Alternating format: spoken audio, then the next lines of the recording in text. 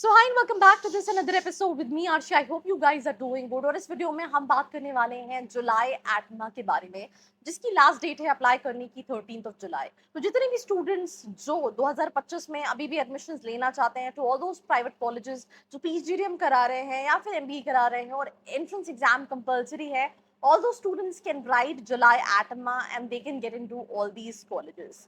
So I'm going to give you an overview about the examination, कौन से colleges आप target कर सकते हैं। So watch this episode, let's start. अगर आप एक एमबीए एस्पिरेंट हो, आपने कैट दिया है, जैट दिया है या फिर कोई एंट्रेंस एग्जाम नहीं दिया, परसेंटाइल कम है, ज्यादा है और आप कॉलेजेस की रियलिटी जानना चाहते हो दैट जो प्लेसमेंट क्लेम कर रहे हैं वो सही में है या नहीं, मार्केटिंग हो, फाइनेंस हो या फिर एचआर हो, ये सारे सवालों के जवाब आप ले सकते हो। नीचे एक प्रोफाइल एनालिसिस फॉर्म दिया है, उसको फिल करके आप डिटेल्स ले सकते हैं। साथ ही साथ आप कॉल और व्हाट्सएप पे भी कनेक्ट हो सकते हैं, जिसकी डिटेल्स डिस्क्रिप्शन में है। So now let's get back to the video.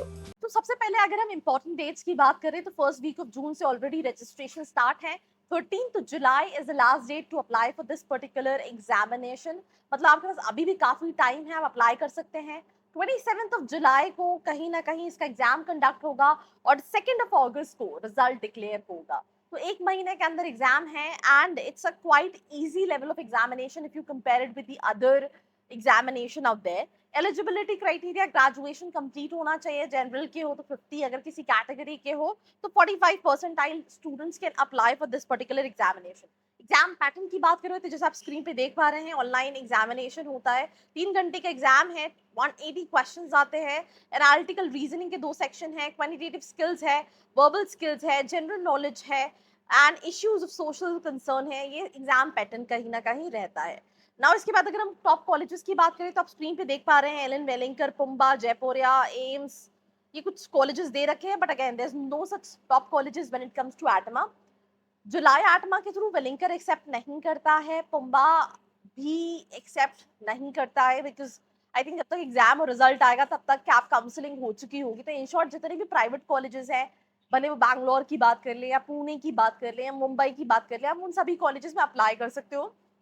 But अगर आप ये सोच रहे हो कि मैं जुलाई एटमा देके वेलिंकर में जा सकता हूँ या पुम्बा में जा सकता हूँ या फिर मैं जेबीआई में सेंचुरी में जा सकता हूँ, तो जुलाई एटमा ये एक्सेप्ट नहीं करते, क्योंकि रिजल्ट 2 अगस्त को आएगा, 2 अगस्त तक काउंसलिंग ऑलरेडी स्टार्ट हो चुकी होगी।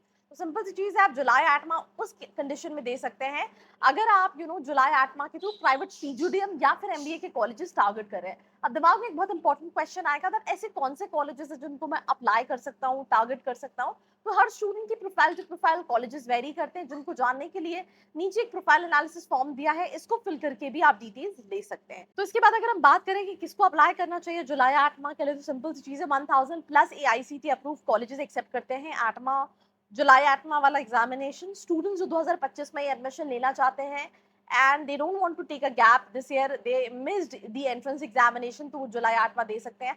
बहुत सारे कॉलेजेस में क्राइटेरिया भी है कि बच्चे का मिनिमम 50 होना चाहिए, जैसे कि कैट में 20 है, 30 है, तो वो स्टूडेंट भी जुलाई एटमा देख सकते हैं। मैं जैसे एग्जांपल दे रही हूँ कि मैंने जयपुर में कई सारे स्टूडेंट्स को देखा, आज मिनिमम 50 परसेंटाइल, तो अगर किसी बच्चे का मैथ में 40 है तो वो भी बच्चा जुलाई एटमा दे के उन कॉलेजेस में जा सकता है। So do share this particular episode with all your friends out there. बाकी ऐसी वीडियोस के लिए like, share and subscribe. I hope you like this video. For more such videos, keep watching our channel. And do not forget to like, share and subscribe.